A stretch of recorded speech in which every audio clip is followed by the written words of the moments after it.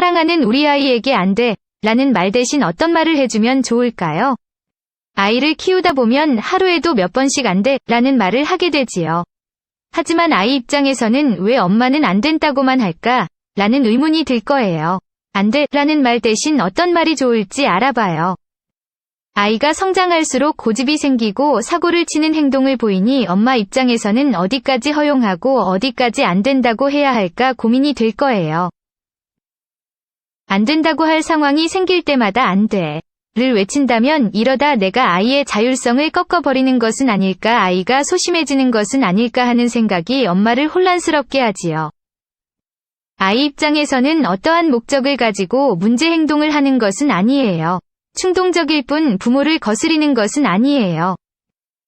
아이들은 호기심을 충족시키기 위해 새로운 시도를 하게 되는데 이런 시기에 안 돼라는 말을 많이 듣고 자란다면 아이는 아무래도 소극적인 성향을 가지게 될 가능성이 높고 자기주도성이 떨어질 수 있어요. 또 아이의 반항이라고 생각했던 것들을 아이가 자율성을 발달시키기 위해 고군분투하는 것이라고 이해하는 순간 다르게 보이기 시작할 거예요. 그래라는 말부터 해주세요. 아이에게 그래라는 긍정의 언어를 먼저 건네보세요. 예를 들어 아이가 과자 먹어도 돼요? 라고 물었을 때 안 돼. 저녁 먹고 먹어 라고 말하는 대신 그래, 그 대신 밥 먹고 먹자 라고 한다면 의미는 같지만 아이가 받아들일 때는 거절보다는 허락의 느낌이 강해 긍정적으로 듣게 될 것이에요. 이처럼 아이와 대화를 할 때는 긍정적인 말을 먼저 할 수 있도록 노력해주세요. 같이 하자고 청해주세요. 아이의 행동을 무조건 제지하기보다는 행동 반경을 정해주고 그 안에서는 아이에게 주도권과 자율성을 주는 게 좋아요. 바쁜 아침 시간 등원 준비를 하는데 아이가 스스로 옷을 고르겠다고 가정해보세요. 시간 없으니깐 다음에 하자 라고 이야기를 해봐도 소용없을 것이에요. 이럴 때는 그럼 엄마랑 같이 하자. 바지는 엄마가 입혀줄 테니 양말은 네가 신어봐 라고 차선책을 제시하는 것이에요. 이렇게 하면 아이는 엄마가 허락해주었다는 생각에 부모에게 어느 정도 인정받았다고 생각하고 거부감 없이 받아들이게 돼요. 어떨까? 라고 제시해주세요. 아이의 행동을 무작정 제한하기보다는 무엇 하는 게 어떨까? 식으로 적절한 대안을 제시하는 것이 바람직해요. 가령 주머니에서 손 빼, 다쳐 라는 말 대신 엄마 손을 잡고 걷는 게 어떨까? 라고 말하고 뛰지 마.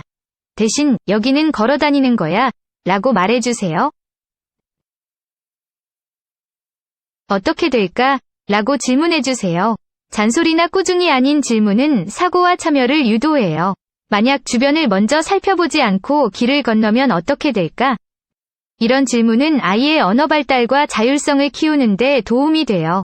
아이가 종종 안아달라고 고집을 피운다면 집에 가려면 어디로 가야 하지? 엄마한테 알려줄래? 라고 하면 손가락으로 가리키며 먼저 앞장설 거예요.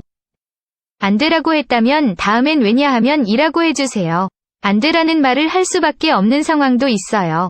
아이가 위험한 행동을 하려고 할 때, 다른 사람에게 피해를 주는 행동을 할 때는 어쩔 수 없이 안 되라고 할 수 있어요.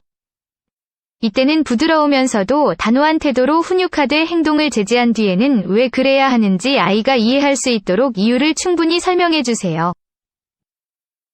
긍정의 훈육은 엄마가 부드러우면서도 단호한 태도로 아이가 살아가는데 꼭 필요한 삶의 자세를 가르칠 수 있는 계기가 될 것이에요. 좋아요, 구독은 컨텐츠를 만드는데 큰 힘이 됩니다. 감사합니다.